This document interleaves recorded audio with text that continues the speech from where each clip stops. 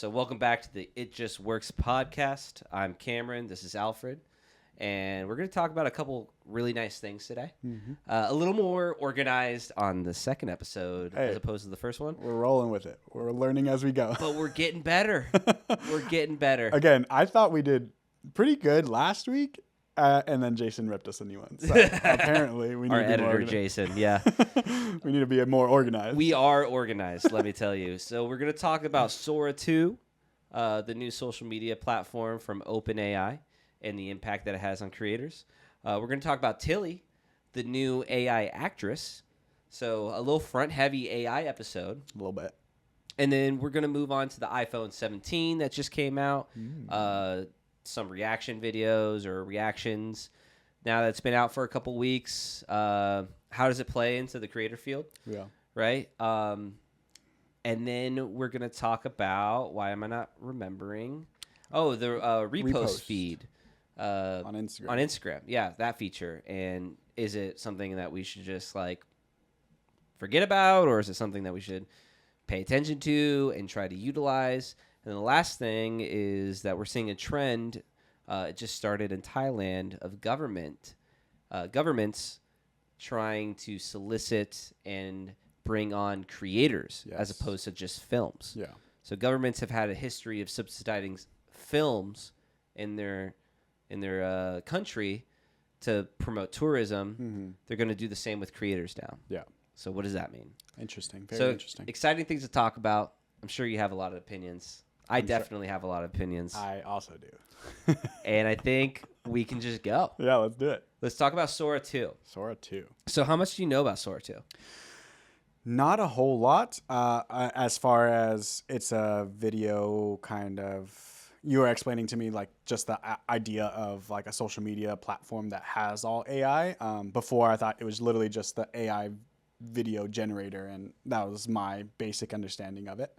So yeah, that's it, not much. So going into this, I'm pretty fresh. But again, I've seen examples of all this Sora 2 conversations and the clips coming out of it because just on social media and Instagram. Yeah, it's classic OpenAI. This is what they do every single time they launch something new. And it really frustrates me because it gets me so excited for nothing, right? This is what they do. They drop this crazy, like, literally history-defying feature in AI. They only give it access to a certain amount of people for a certain amount of prompts, right? And then those people flood social media with all of these, like, crazy videos that you've never seen before, or crazy images that you've never seen before, or crazy reaction videos to the tools that you've never seen before. And then when it's finally your turn to use it, because all of the rich kids that can pay for the super expensive subscriptions have had their turn, they take away all of the things that you could do that are actually fun. Like, implement your being into an MLB game and you're hitting a walk-off home run, or making your two favorite celebrities do something that's like super funny and out of pocket. Like, I was telling you off podcast, but I'll tell you on the podcast. I saw a video of George Washington hitting a walk-off home run for the Boston Red Sox. Heck yeah. And then he's insane. doing like the post-game interview, and it's just so funny. And I just know that when it's my turn to use Sora 2, I'm not going to be able to use the Boston Red Sox because of the copyright or whatever. That makes sense, yeah. So what do you think about that? I mean, you picking up on this pattern? Yeah, I mean, it seems like it's just kind of the evolution of what happens nowadays in social media, Yeah. Like just like social media, just like Instagram, everything always has like some sort of capitalistic view on it. You know what I mean? Yeah, but it's like, I know their marketing is genius. Like, OpenAI does an amazing job at marketing for somebody who doesn't, I feel like, really market. They just have like a really good grassroots, like, if we give them something cool, people are going to promote for us mentality, right? But then they also are like so big that like they're like, we can't give them this for too long because we could be liable for X, Y, and Z. Like if It's celebrities' yeah. names and likenesses get used in the wrong way, they could sue them. You know? Exactly. It's like putting it out while it's still trendy and like there's no rules, like the Wild West in most cases, like AI specifically, like literally just putting it out there, giving it to everybody, see what we're capable of, and then taking it back because that exact reason of being like liable and like, hey, we don't do this anymore, you know? Yeah. There was no rules that said we couldn't do this when we did this, you know? Yeah, yeah, and It's definitely like a business play at the end of the day, even though OpenAI is technically OpenAI, you know? yeah, but I feel like there are certain implications with the way that we're moving. And this is like very interesting because this has never been done before by any AI platform, or at least attempted. And Sora 2 is doing this. They're starting a social media page, but only AI, which I feel like is a really good solution to this issue of like making sure that like people know whatever they're watching is AI, so they know not to put an enormous amount of weight on it. And then also, secondly, like I feel like AI is just fun. It's just like a fun way to create. It's not meant to replace like the authentic creation that people do. Like it's not meant to replace reality. It's meant to bring to life your imagination. Like when I mean like someone made Martha Stewart do like that like ghost walk trend. Oh, yeah. That's pretty Like that would never happen No. without AI. Yeah, Like exactly. never. Who would pay hundreds of thousands of dollars to do the CG work or CGI work on that? Or at least I think actually, you know what? I think that was a Super Bowl commercial, so they probably did pay the hundreds of thousands of dollars. I believe it. But, you know, like something like that, right? You can do that with AI now. But if they keep putting guardrails on it because of the valid fears that they have, then, you know, like only the people that have the premium access can do it. And then you run into the same problem that, you know, you've been facing in the beginning, which is like, how do I know what's real and what's not real? Yeah. And like what I think is creating Sora 2, creating this kind of platform of just AI, right? Like at the end of the day, everybody's just trying to make money, no matter what. Even if OpenAI is literally OpenAI, like open source and all this stuff, right? But at the end of the day, they're trying to figure out how to use it as like some sort of generation of income or like wealth, you know? So I think it turns into, because YouTube and I'm sure every other social media platform has like came out and is going to come out and say, we are not monetizing completely AI content. So I think they've already stated that, and it's like, okay, that keeps the creator safe on these platforms. So we're just going to go make our own platform where we can start to monetize and create a whole nother social media platform to do, like have all this money come into and go through, pass through, so that we get a cut no matter what. Yeah, because it works. It works in the sense that you don't have to worry about like you don't have to worry about people thinking, is this AI or is this real? Because everything's AI. Yeah. So like there's never a question of whether something could be like deep faked or whatever. If you're using the platform, you know you're watching an AI video. Yeah. And on the other hand, if enough people are using the platform, you can drop some ads in that platform. Exactly. And now you have a revenue stream that doesn't rely on subscription base, which is what AI usually relies on. Is you have to subscribe to the thing and whatever, and that creates a barrier of use. So I could see a future where Sora 2 is free and everyone's on there creating stuff. But the thing that I can't quite understand or I can't quite predict is whether people are going to want to like do that. Like, is it going to, like, after a certain amount of, like, is it just going to be boring? Yeah. You know, like, I feel like we're going to just, like, naturally want, like, real stuff again. Yeah, 100%. I think it's the pendulum is just swinging in that direction of AI, and AI is only getting better and better, and we see that.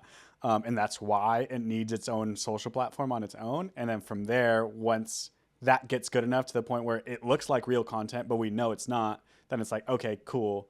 I'm just using this as entertainment and fun and understanding that this is all fake. And then again, the pendulum will swing back the other direction. Just how we've done it with short form and kind of retention editing and trying to like spend shorter amount of time in the first 3 seconds. We need to hook them with crazy effects, you know, a crazy hook, all this stuff. Yeah. I think the pendulum swung backwards and then said like, okay, now people want slower content, more time with somebody rather than 30 seconds, rather 15 seconds, you know? I think it's just a pendulum swinging in that direction, and eventually it'll do exactly what you said and swing the other direction. Yeah, I agree. I think the days of like super flashy content are done. Yeah, same. Right? But I still think people absorb content in short doses 100%. way more than they do in long doses, or way more often. Like they'd prefer the short form doom scroll Yeah. over the sit down and watch a YouTube video for a majority of people. Yeah. However, I want to ask you this, right?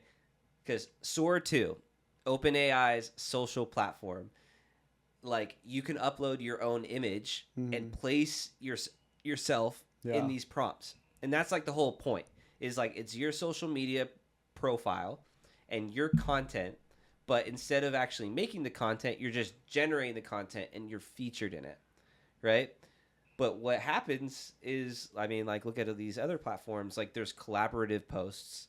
There's posts of your friends, of your family, blah, blah, blah.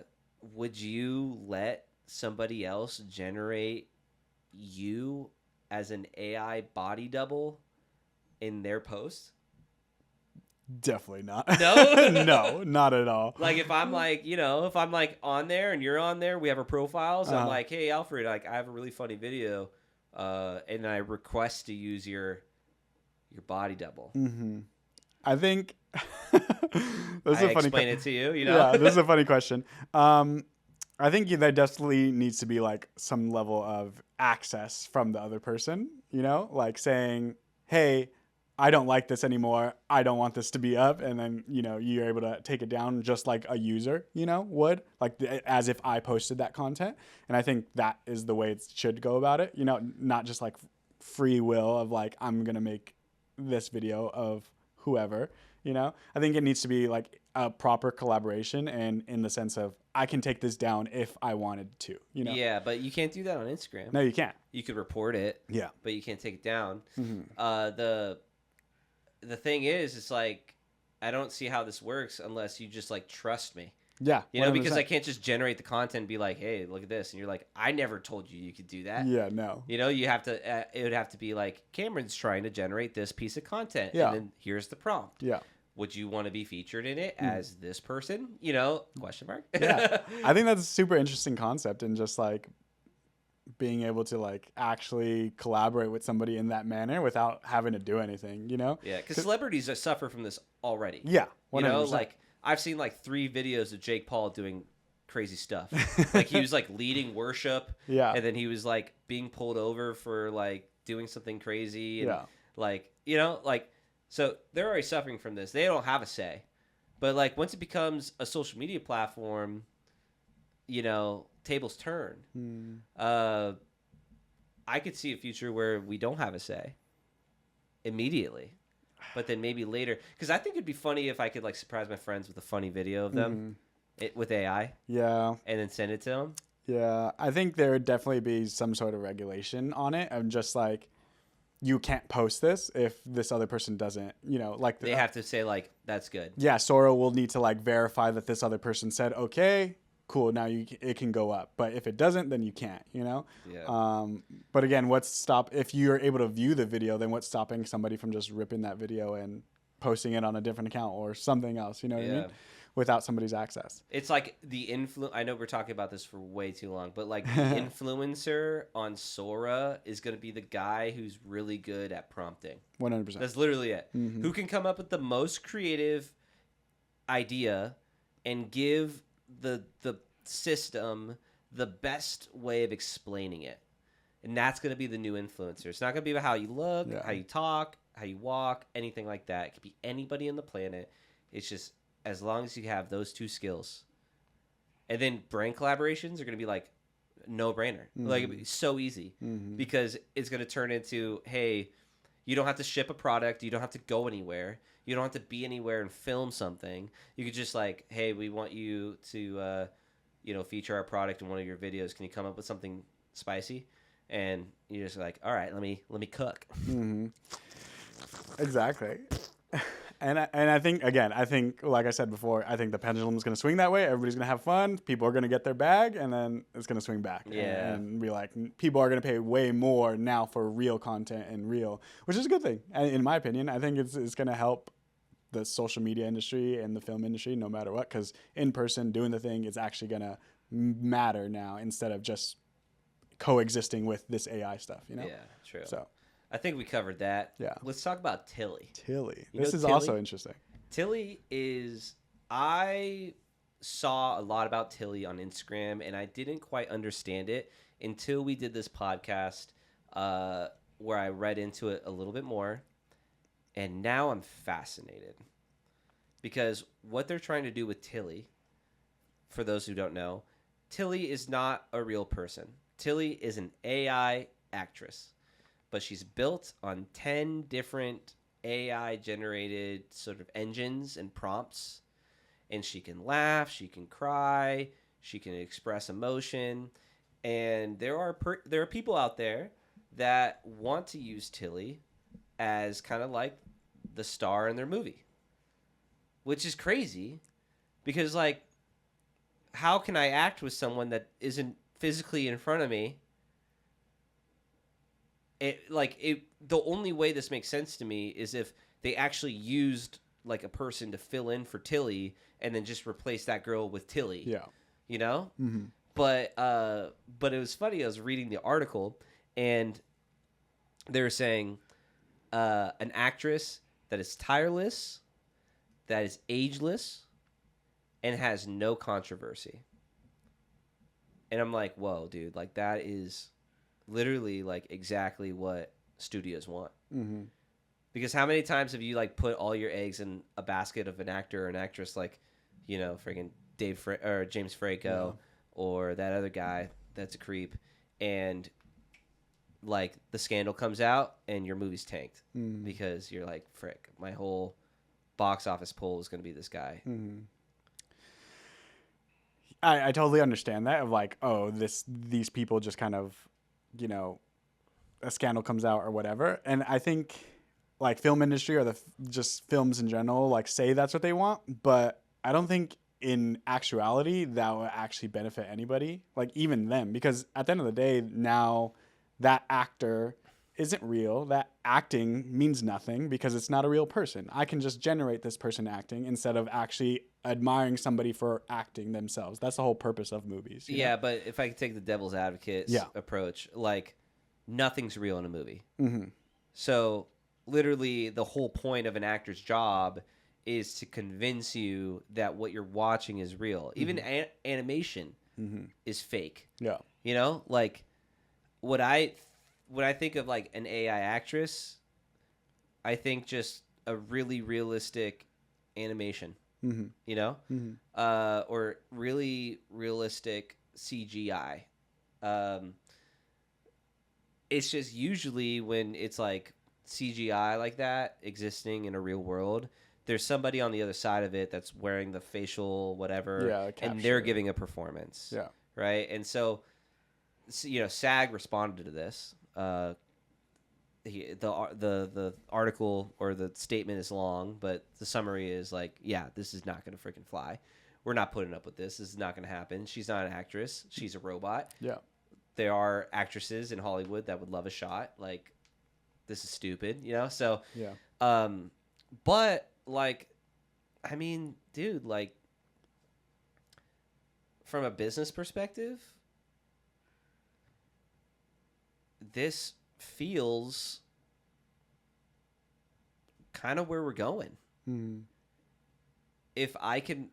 How crazy it would be if you idolized an AI actor or actress. If you're like, you had posters of her or him on your wall and all these things. That's what I'm saying. Like, I don't think that happens, like at the end of the day. And even going back to like your idea of like, you could just prompt these things. It's like at the end of the day, acting is still a skill. Like everything's fake, but it's still a skill at the end of the day. Like crying, doing these motions, going through these, whatever, acting is still a skill. And I think that's why it makes it impressive, because it is the understood perception that this is fake. That's why we go to movies and see this, and we want to see this iteration of X, Y, and Z. You know what I mean? How often are you watching a movie and thinking, wow, I admire that actor's or actress's skill? Never, right? So but I don't think that's how you showcase an actor, though. It's that they perform, and that's why you're like immersed in that world, and that's how you realize this is a good actor, because I was so invested into this. Like I just watched The Smashing Machine. Have you heard of that? Yeah. Have you seen it yet or no? No. Okay, Emily Blunt's in it, and she plays like the main character's girlfriend or whatever. Yeah. Horrible. Like as far as like the character itself, like Emily Blunt, amazing actress, because I hated that character so much, and it's like she did really good job because I hated that character so much. She played that role perfectly. She was like the wife, right? Yeah, exactly. So that's why it's like I admire Emily Blunt because I hated X character. She did her job. Exactly. Mm-hmm. And that's why that has weight to it. That's why I really enjoy that movie, because this brought me into this world instead of, again, this is just an AI. Somebody just prompted and got this out of the end of the day. But let's reposition our mind, right? Yeah. And let's think like you see Tilly on screen, right? And you freaking like are so emotionally charged about whatever her character is. Either you're just like in love with her or you hate her or whatever, right? And instead of admiring the actress, you admire the screenwriter, you admire the person who is prompting Tilly, you admire the team behind making Tilly perform, right? Would that be a one-to-one? See, I don't think it'll ever come to that in our lifetime, at least. Yeah.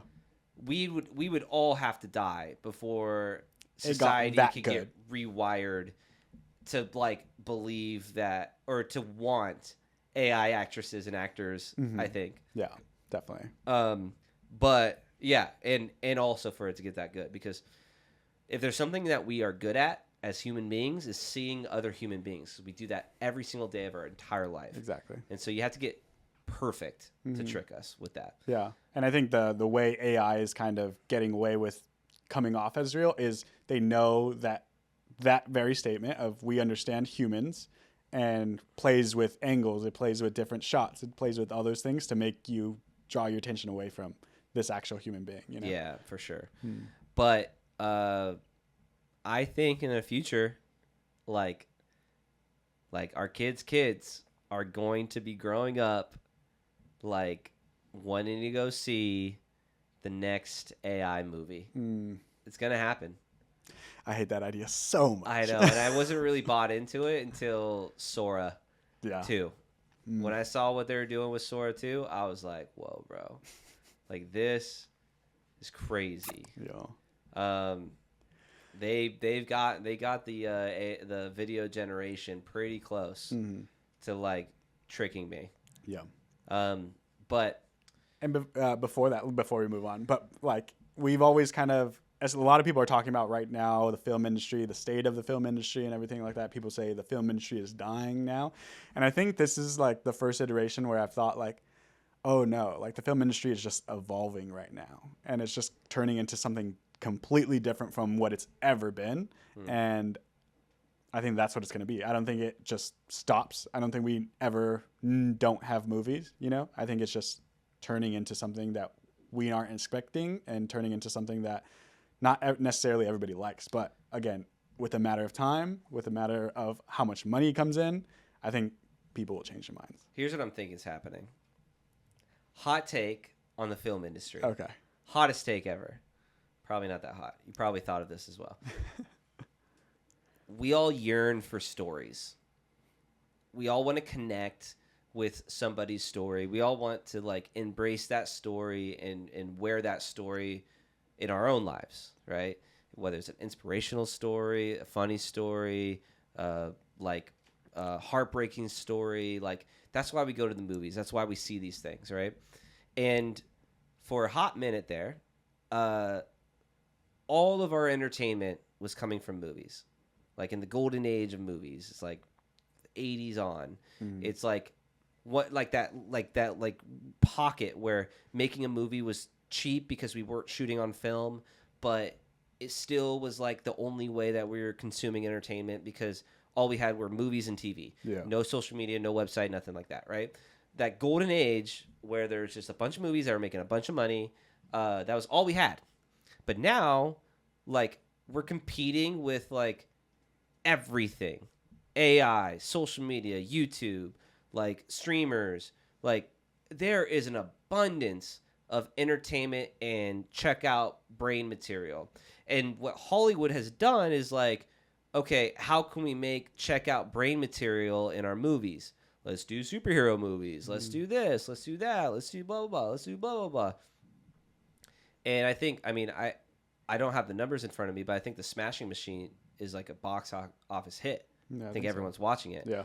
And what I think is happening in the film industry is we're getting back to that root need that we only get from movies, is that need and that desire for story. And the story has to be real, it has to be authentic, it has to captivate us. And the reason why it has to be real and authentic and captivate us is because of all these different platforms, YouTube, Instagram, TikTok, blah, blah, blah. It's all real. All that stuff is real. So like a story like The Smashing Machine, it's a real story of a real guy. And if it's told that like makes an emotional impact, that's going to resonate with the audience. And I think that's where the industry is going.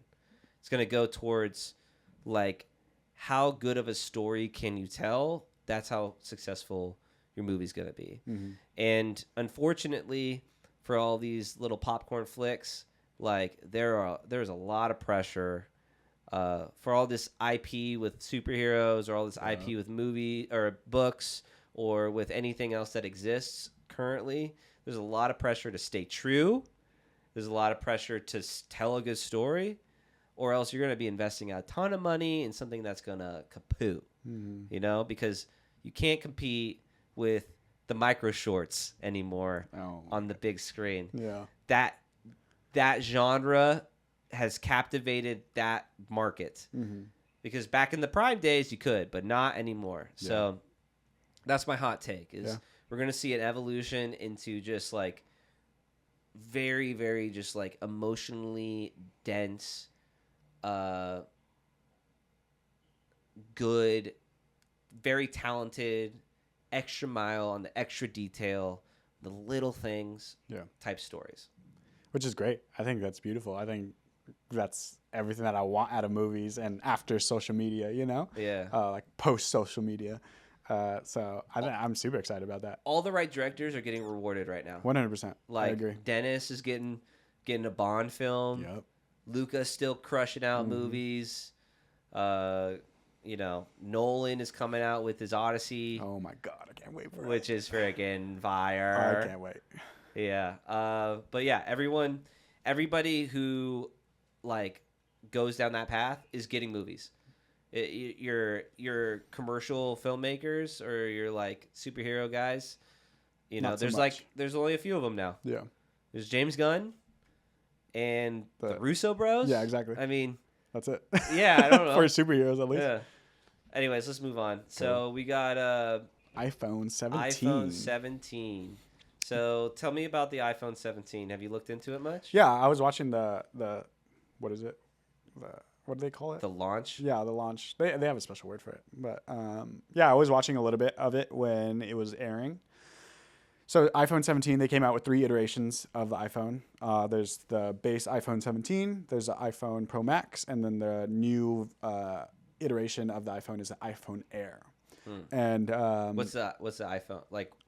What is that? The iPhone Air? Yeah. The iPhone Air specifically is the thinnest iPhone they've ever created. And the idea is, you know how with MacBooks, there's MacBook Pros and there's MacBook Airs. So I think that's just a play into it. But I think, so with that, they are still holding the titanium body. They moved around some of the components inside, and that's why it has a little bit wider of a top end where like the camera is, it like extended everything, and that's where all the components and the chips and everything really live. That's where the phone lives, and the rest of it is kind of just a thin battery or whatever they can fit in the rest of it. So the whole idea with that They just said it's just another option, but when you think about it, like necessarily, it doesn't make sense in the lineup. But I think it's just kind of testing. I think it's experimenting, see if people like this, see if people want this, and then at the end of the day, it's also It's also testing if they can create a foldable phone. In my opinion, like next year they're going to create a foldable phone, because if you put two iPhone Airs together, it makes one iPhone. So I think that's the play next, Yeah. of creating a foldable iPhone next year, and they just kind of tested the waters here. But with that, again, it doesn't really make sense in the lineup, because theoretically, since it's so thin, the battery life isn't as good. It's still titanium, so it's still overheating, all those things. The camera is still the same as the iPhone 17, so you get those benefits. But other than that, there's not much past that. But the iPhone 17, the base model, I think is very like intriguing for most people. I think it comes out in around like $800, $900, so relatively cheaper than like the Pro Max's version. But the camera quality is better. The battery is always better every year. You know, the front facing camera has more megapixels now. It has open gate as well. Yeah, it adjusts based on who's in your photo, right? Like Yeah. you like go wide, go like landscape. Yeah, exactly. It's When your interesting. phone is vertical itself, and Yeah. higher megapixels is always better on that front camera, because that's what a lot of people have always been asking for. And then big one for the Pro and the base model is that they went back to aluminum now. Because they were titanium previously in these last couple of years. So aluminum, because overheating was such a big problem in these last couple of years. So they went back to aluminum, holds heat less, and then they also introduced a vapor chamber, that they called it. And to my understanding, all it does is the heat that it does produce, it kind of goes through this vapor chamber and then exits the phone directly through an actual system, instead of just radiating heat everywhere. Yeah. You know what I mean? So that's the whole point of a vapor chamber. They've never had that. No phone has ever had it. I don't know if it actually does anything, but they said that's the big one that they came out of it. So Sounds like a marketing ploy. most definitely. So What's like the biggest thing that Apple released with the iPhone 17 that most people like assume is great, but it actually isn't that special? in my opinion, probably they have Apple Log. And they had that for the 16, but they have the second iteration, Apple Log 2 now.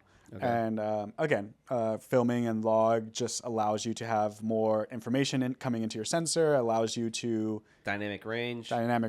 So it just allows more information to be captured in one time, so that you have more flexibility in the post-production process, right? We do it all the time with all of our cameras that we use, but now Apple has introduced it in the 16 and then a new iteration in the 17. And I've seen comparisons of Apple Log 1, Apple Log 2, and again, to me, it's okay. It doesn't cause any kind of stir, in my opinion, for most people. But again, flat footage on an iPhone, cool. Like the iPhone's the next camera, and you don't need a camera anymore because you have an iPhone. The iPhone 17. But in my opinion, it doesn't really compare to like a normal camera. Even a lower level camera, I think it still has more range than that. So you got iPhone 17 with the log. You got the ProRes now. Yeah. I mean, that was in They've the had last one. ProRes. They've had ProRes, Yeah. right?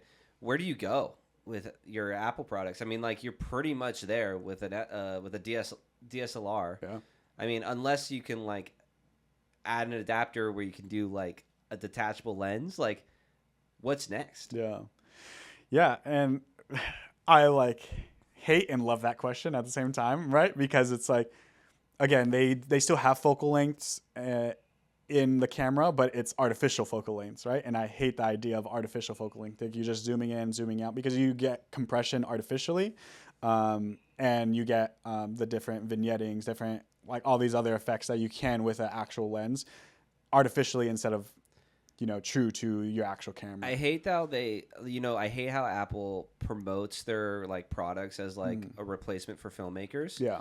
But then they like also promote like, oh, it has 5x zoom or 10x zoom or 2x zoom. Yeah. You're like, that's not freaking 5x or 2x. Like, that's just your little like artificial cheat code. Mm-hmm. You're just using the 1x and you're just going a little closer. Mm-hmm. Like Exactly.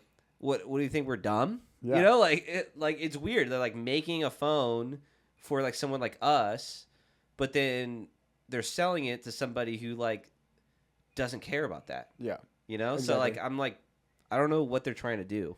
I think it's still like, as far as like budget wise, it's still low enough to not be a camera, right? So I think that's still a stepping stone. And because of how popular social media has gotten and UGC content creator kind of content has been pushed, I think that's who they're selling it to. They're not selling it to the filmmakers because they know, but we're selling it to these people because they don't know and they're willing to pay this because it's not this price tag. Yeah, but it's weird. ProRes has no place for non-filmmakers. At Like all. for a content creator, like I'm not gonna be like, oh, I got ProRes. No. That doesn't make any sense. So like that's why I'm 100%. like, and then Log too. Who wants to deal with Log as a content creator? Like every single one I've worked with is like, why is it gray? You know, they Yeah. don't even know what that is. Yeah. So like that's where I get confused. But like, let me ask you this: Yeah. iPhone 17, A7 III. Which one you bring into the shoot? What kind of shoot it is it? You know, low key. Like, okay, that's a great question. I think context matters. You know, always at the end of the day. Okay, let's come up with 3 shoots. Okay. So first shoot is it's an event, Okay. and your task is to just capture the people on stage, like the atmosphere, the details, a couple sound bites here and there, maybe some exteriors, and then a sign off. So event recap video, 30 seconds to a minute. iPhone A7 III. A7 III. Yeah, why? Yeah. I think you just have the Well, let me say this. Yeah. A7 III with a kit lens. kit lens. Yeah. So the 24 to 70, 3.5 to 5.6. On that an is A7 that's just III. standard. I think I'm still taking that over, because especially for, again, context matters when we're talking about event recaps. If this is what we're getting, again, if we deep dive into that, what type of event, what am I actually covering? Like if it's a wedding, I'm definitely taking the A7 III over iPhone, right? Yeah. If it's, let's say optics don't matter, right? Yeah. You're at the event. It's like a corporate event. Yeah. A couple speeches here and there. Good lighting, so you don't have to worry about low light. Yeah, I'm still A7 taking III. it. I'm still taking the A7 III. Okay, next one. Yeah. Interview, B cam, right? Okay. You don't have to worry about matching. You have an expert colorist. He'll take care of everything. Professional lighting, A cam's covered, sound's covered. Your B cam is an iPhone, A7 III. Where you go? Still A7 III. Really? Yeah. Okay. I think so. Why? I think you could just tell. Like right off the bat, you can always just tell. At least me personally, I can tell when a clip is off of an iPhone versus an actual camera. Interesting. And I think you can tell even from like dynamic range of like the DJI Osmo Pocket 3 to an iPhone, right? I think they're 2 different things. They're 2 different looks. They just work differently, and it has a particular look. And I'm taking that over an iPhone, or I'm taking the A7S III or the A7 III over the iPhone. Last shoot. Okay. Ready for this one? Yeah. So you are doing you're doing content creation, but it's for a high-end, like high-ticket boutique business. Like let's just say it's for like a plastic surgery center. Okay? You have a few lights, but it's just you. And they're showing you all these videos that they want for social, and it's all really just crisp and clean and high definition and just like hard shadows or like, you know, contrasty look, like boutique, like upper echelon quality. But it's social content. iPhone A7 III.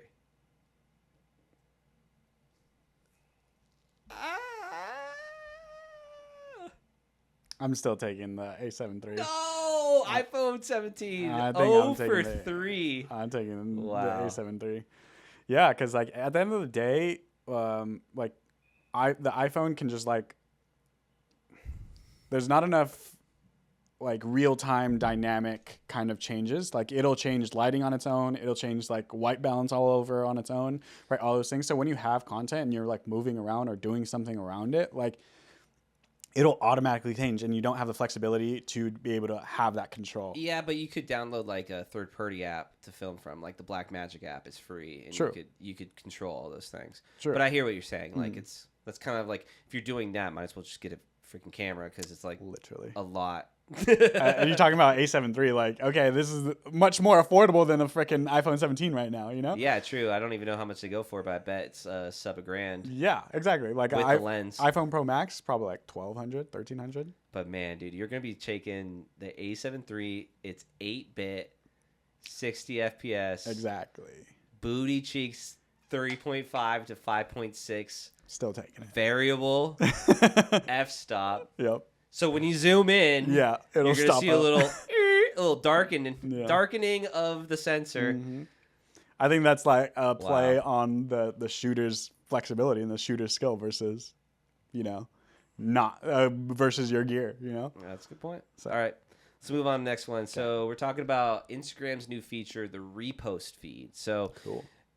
Instagram just launches stuff and just like doesn't tell anyone. Literally. Like, I just saw this, I'm just like, I don't know what this is, Same. but I'm familiar with Twitter, so Yeah. and I know Instagram and Meta are just famous for stealing stuff. Mm-hmm. They're like, oh, you're doing that? Let's do it and call it this.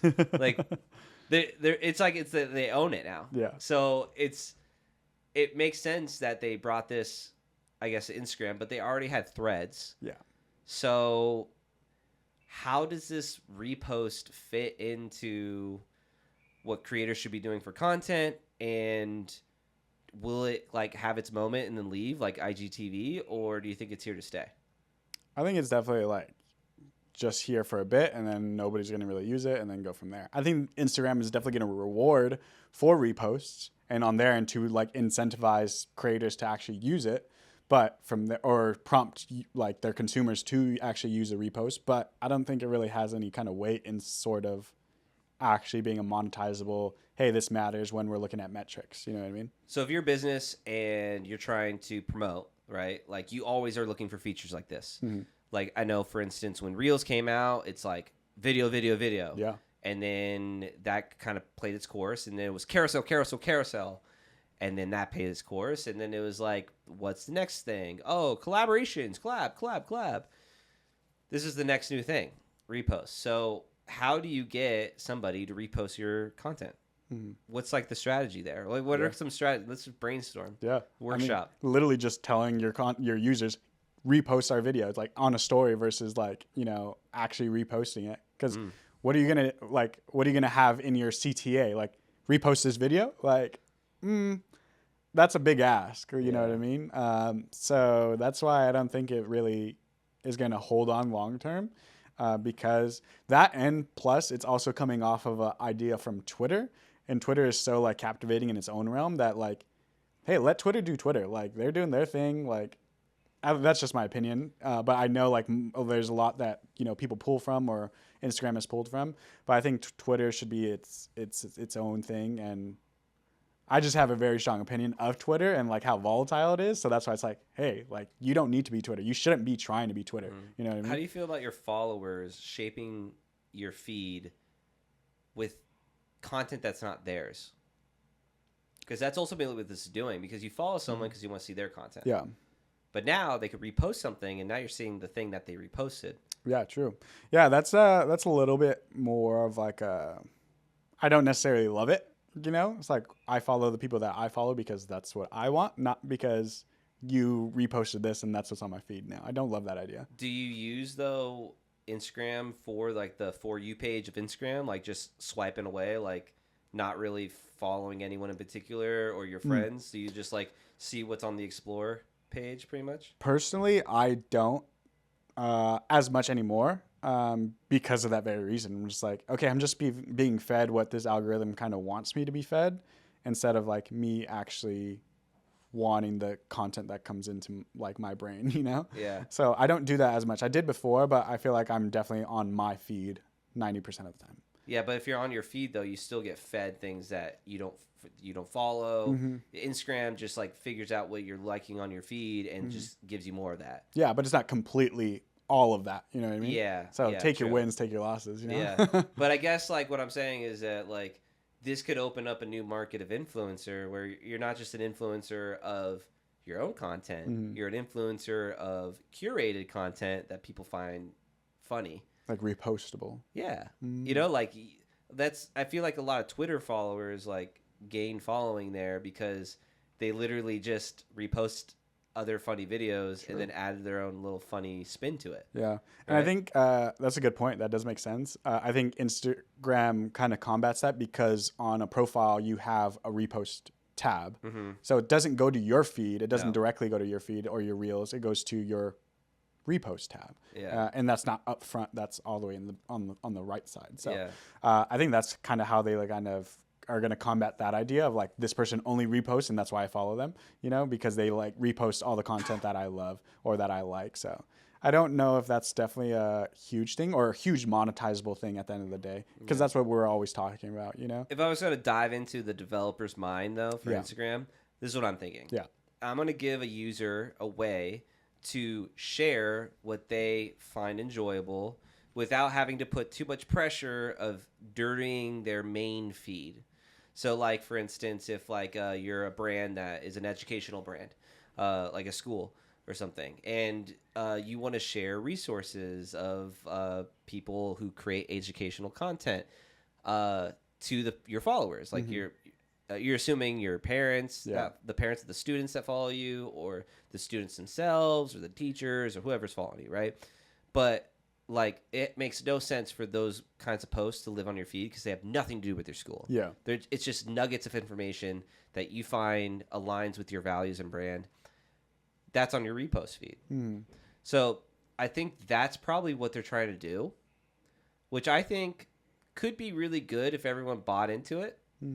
I just don't see that happening. No. I don't see everyone buying into that. Yeah.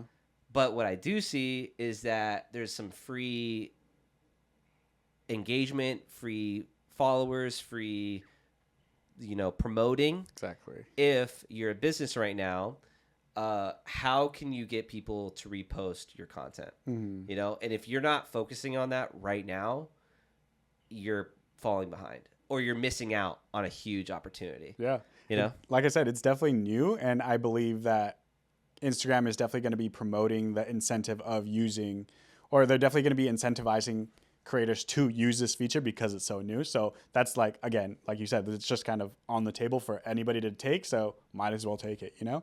But in my opinion, like from a developer standpoint, right, of Instagram, it's like, for me, in my opinion, I think it's just another metric for Instagram to use and to give to these big brand companies. Hey, here's another metric that tells us, hey, we're doing good on our platform, so that's why you bring your stuff here. Yeah. That's why you pay for stuff AdSense here, because that's why we have all the metrics that you need that will show that you have an ROI or that you have presence. You know? That's the other side of the coin. Yeah. But the other side of the coin too is it's just another way to kind of like this is what I'm sharing, but to anybody who wants to see it, as opposed to one particular person. Yeah. So so it replaces the little share button. Because, like, the share button only affects one person. The repost button affects your entire follower group. Yeah. So that's cool, first off. Second off, if you're doing advertisement on Meta, then you can kind of, like, understand what these people are into based on what they're reposting. Metrics. Yep. So, like you were saying, but with the ads in mind, as opposed to like the performance. Yeah. Because performance could be qualified as a result of the ad, but Meta is all about, we can target your ideal clients. Yeah. And with all the regulation behind data privacy that has happened, that kind of ruined Facebook advertising for a while now, this is a way that they can kind of crawl back and get more information on you. So it's kind of like a weird, scary thing. But I think if it's used, it could be like a really cool tool, not only for businesses to grow organically, but also for businesses to market on social media. But you just got to get like the regular users to buy in. And I don't think Meta's really making a strong case for them to want to do this. Because, I mean, I did it. I reposted one thing, and it was the SAG statement about the Tilly. Yeah. Which comes full circle, baby. We're right back in it. Yeah. But anyways, let's talk about the last thing here. Okay. So in Thailand, right, they're giving influencer global grants, right? So creators are now being incentivized to create in the government or in the country that is funding them. Mm-hmm. And before, what governments would do to promote tourism is they would give these grants to films. Because if the blockbuster film or the blockbuster TV show was filmed in their country, was filmed at the specific location, that can encourage tourism, that can encourage like merchandise, that can encourage the brings local awareness. community. It just brings a lot of things, right? Mm-hmm. So they would be willing to give that production company a subsidy, 30%, 40%, 50%, to shoot their film in their country. So that way, you know, it's kind of like a handshake. Hey, thanks for doing this. Now when your film makes, you know, hundreds of millions of dollars, everyone's going to want to come here and take a photo in front of the statue because it was the main piece of the film. Now, this is interesting, and I don't know a lot about it. I just know the headline because it brings up this conversation of are creators replacing filmmakers, Mm-hmm. right? And we kind of talked about it earlier in the podcast, but what do you think? I do not think creators are replacing filmmakers. I think there's just a bigger and bigger presence in both rights, right? Filmmakers are filmmakers, and they like to be categorized as that. And I think there's way more people that are now categorized as a little bit of both, you know? But economically. Okay, economically, I don't think it's replacing them. I think it's evolving, you know? The entire world is evolving. Just like the film industry is evolving, like, so are these countries. So are these kind of, you know, governments of just saying, hey, people don't come here anymore. Why don't they come here anymore? Well, there's not as many eyes because there's so much content out there of like the rest of the world. So how do I make my country, my city super popular, super advertisable? And it's like, yeah, it makes sense. Go find where people are actually having their views or having their eyes on. And that's influencers right now. At this very time, it's influencers, it's social media. And that's why this just makes sense to me. I get it that they're not doing it as much for films anymore. But again, films are just everywhere now, and there's no real right way. There's no promise on that this film is going to do good. So again, a lower risk is always going to be a higher ticket item or a higher volume item because it is a lower risk. Influencers have always been like, this is my hustle. Hopefully it's a career. Right? Yeah. Do you think that this could be potentially like a job, like from the jump? Like, hey, I'm really good at making content. Like, and this agency's hiring an influencer to make content in Bali for a year. You know, like, do you think that it'll ever come to that? You know, 100%. You think so? I think so. But like someone who's just never done it, you know, like doesn't, you know, like you need to kind of earn your stripes in this industry. You need to get your followers up. You need to prove that you can make the content. Mm-hmm. UGC is kind of proving that you actually don't need to get the followers up. You can just prove that you need to create the content. Mm-hmm. But now it seems like we're entering into this world where it's like, I need to get a job. I'm going to get a degree in content creation, and I'm going to go work for this content creation agency that has all these government contracts. Yeah. You know, are we getting there? I think so. I think How close are we? I don't think we're that close. Of like, I'm gonna go study content creation in college. You know, I don't think we're maybe like 10, 15 years from that. You know, after the data. I think we're closer than 10 to 15 years. I don't think so because, bro, like we're talking about it right now. Sora just came out like a week ago. Like, but dude, you could study like gender affirming like things. Yeah, true. In college. True. You're telling me that the gender market is bigger than content creation? I think social media itself is still in its infancy, so there's not as much data to really prove anything because things are changing so fast. So until everything kind of settles and it's like, okay, this is what it is. Okay, cool. Okay, let's talk about it and like actually dissect. Let's see how we did this. Why did this happen? You know? I would say at least 3 years. You really think so? That major universities are going to adopt a social media course, maybe curriculum, all that stuff. I'm sure there's something out there right now. And if that's not the case, like I would be down to start one at UCLA. Just Boom. hire me. Yeah. Shameless plug. Yeah, no, but that's the thing is like I think it goes beyond just that. It goes into this sort of like category of like, are parents going to pay for their kids to go to school to learn content creation? Mm-hmm. And I think that answer is no right now. But this kind of stuff is going to encourage parents, especially like the parents like me, you know, who have young kids, to really like say like, hey, like my son could be really good at this, and out of college with a degree in content creation, he can make $80K a year. That's not a bad salary, you know? Like, so I feel like we are closer than ever. But right now, a lot of content creation academies are just like $50 courses on Udemy or on Kajabi or whatever from influencers. Yeah. So like, if you're gonna get into a college and offer content creation, or pay $50 to learn it in like a month, I mean, that's where I feel like the disadvantage is for colleges. Exactly. So like, who would actually be credible enough in the space to actually lead those things? And then from there, because you need to have some sort of credibility to be able to run this class, to be able to, for people to like pay money to come to this university to get taught by you, you know? So I don't think anybody really has the credibility enough. And even if they do, they're an entrepreneur. They're doing their own thing. They're not like, I'm not going to take this $200K salary because I think I can make more than that doing my thing, you know? You're going to get universities or professors that like that are going to make way more doing content creation if they're good at it. Yeah, exactly. You know? And I feel like, you know, that's probably where I'm at too. So you don't hire me, please. No. Yeah, I think the archetype of like what they think can teach us and they're willing to pay for that, I think that person doesn't want to do that. You know what I mean? Yeah. But that's, I mean, that's just no knock on teachers out there, but like not at all.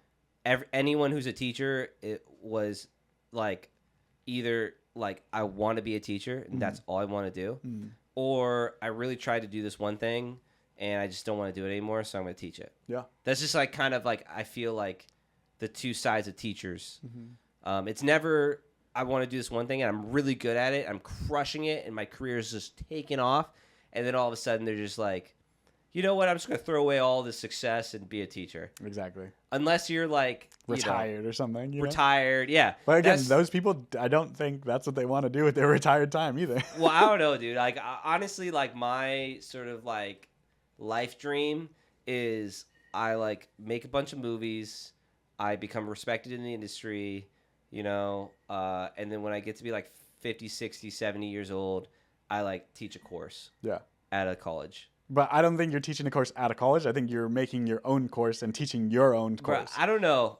Maybe I'm doing it like at a brick and mortar. Definitely not an online one. Like if I'm going to teach like film, like I'd want to do it like in person with the students and like you know, have that sort of like collaborative value, you know.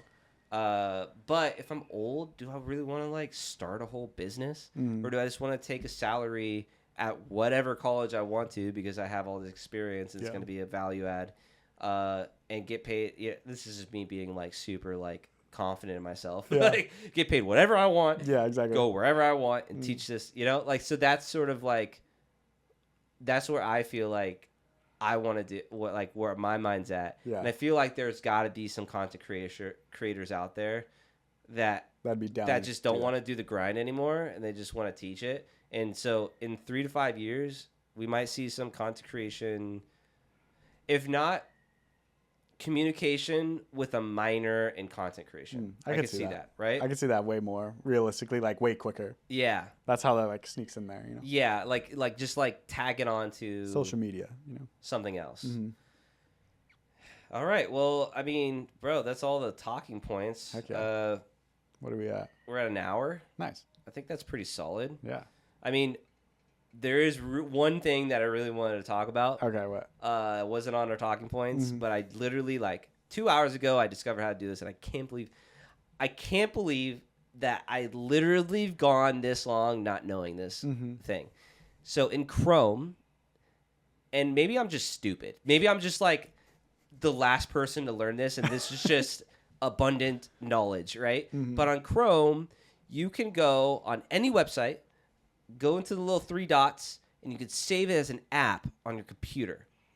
Which means if that website doesn't have a desktop app, like you could download and install on your desktop, you could just like literally create one from Chrome. Which my biggest pet peeve is I'll have like 700 Chrome tabs open. Yeah. And like I'm like, oh, this is so messy. So I close all of them, but I forget that I closed one that I wanted to keep open because I work on it more like it's an application as opposed to a web browser. Yeah. And so I like lose all, like I maybe had like something really long typed and I wanted to get back to it. It's gone. Yeah. You know? So now I got all my apps. I got my Google Calendar. I got my Google Mail, like my Gmail. Yeah. Which, surprisingly enough, they don't make desktop apps for. Yeah, you would think. You think they would, but it's just third parties trying to get like extra bucks from you, like $2, $3, and you have to buy it and link it all. That doesn't make any sense. So no, just go on Chrome, say save as app, and then boom, Google Calendar. That's pretty cool. I didn't know that existed. Yeah, I did not know. so I got those two. And what's awesome is like there's a spreadsheet that I use to do price calculations all the time. And if I ever want to find it, I have to open up a thing. I go to Sheets and I got to type in price calculator, click on it, whatever. Not anymore. App. So now my little price calculator app that I click on, boom, opens up immediately. And it's better than a bookmark because your bookmark bar can get just super like congested. Yeah, 100%. You know? And also that other problem that if you close your Chrome, everything's gone. Yeah, same thing. So I'm just like, I just rocked and rolled today, bro. I was just like making apps left and right, dude. Like all the different websites I use, just app. And they're all my little drop down bar. Don't know what that's called. Dock. That's what it's called. Dock. They're in my launch pad. It's awesome. But now all those apps are just gonna congest your dock now instead of your actual There's browser. gonna be new problems for sure. 100%. Now you can put like app developer on your resume. I totally could. That'd be hilarious. I've launched 4 apps I was like, wow. in 3 minutes. Very impressive. It's like, oh, wait a second. Yeah, bro. Dude, I could put so many things on my resume if I ever had one again. 100%. I could put coder. Yeah, coder's a big one. AI. Yep. I could put web developer. AI. I could put app developer. Chrome exception. Yeah, dude. Like this is so many things. But dude, I think that's good. I mean, is there anything else you want to talk about? No, I'm good. Smashing Machine, great movie. Loved it. I know. When did it come out? Last week. Okay, Yeah. I gotta watch it. Yeah, it was great. I feel like something about The Rock just bothers me. Why? What do you mean? I don't know. It just like maybe it's the fact that He's wearing a bunch of prosthetics? no. It's not about the movie at all. It's Oh, more okay. just like about him. Oh. Like I read some stories that he was trying to take over the DC thing with Black Adam. Oh, yeah. He was like, it's mine now. Like that's pretty much like what the stories was. He Yeah. walks into the boardroom. He's like, we're doing it my way. And then I also heard like early on in his career, maybe not anymore. I mean, obviously with the Smashing Machine, I'm sure he loses a bunch of fights, but he had in his contract that he can't lose a fight because he wanted to like create this image that he just always wins. Yeah. Which was like, come on, dude, you're not an actor. Yeah. Like, Yeah. I don't know. So something about him just like rubs me the wrong way. He's a cool guy though. Mm-hmm. It's just I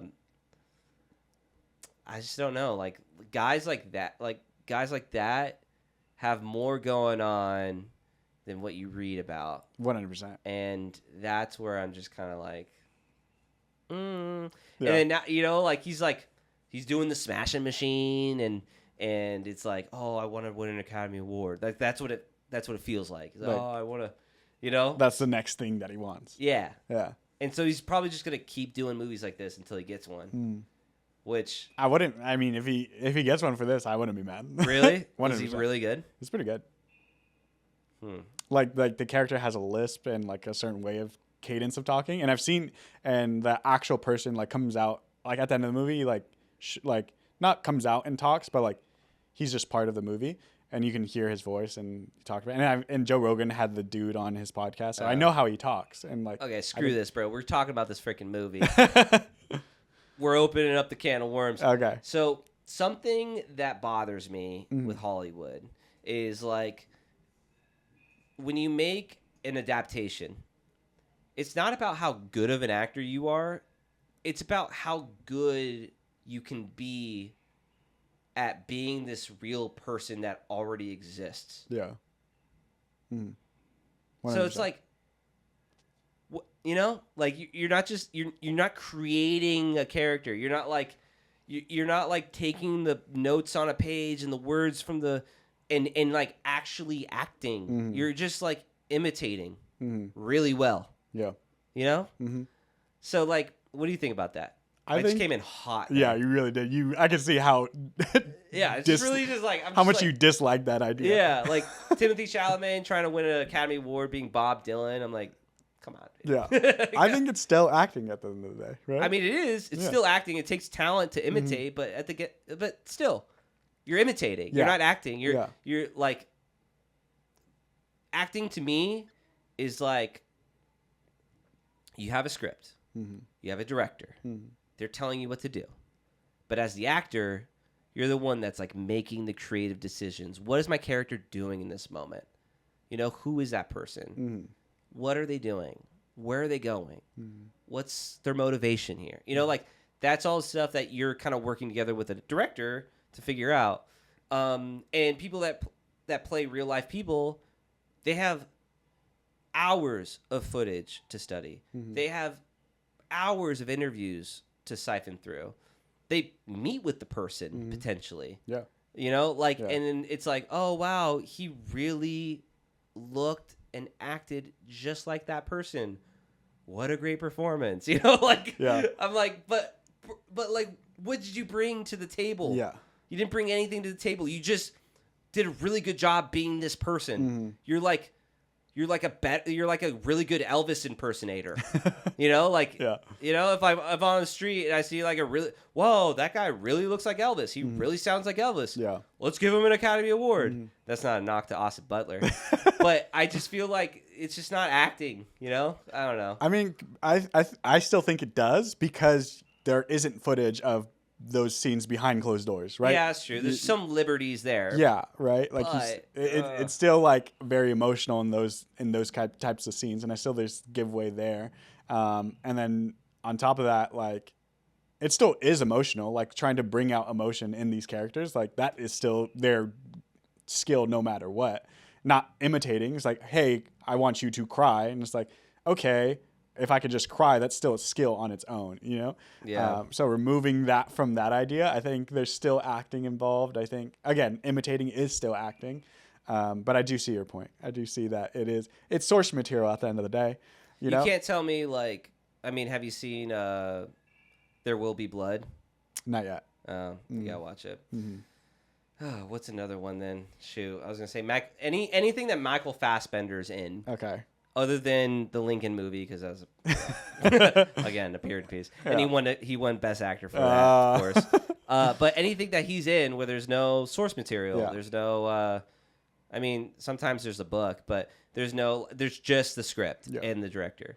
Like, you can't tell me that performance is the same as The Rock pretending to be this person. Yeah. I just don't know if I'm buying that. Yeah. I could see it. I understand what you mean.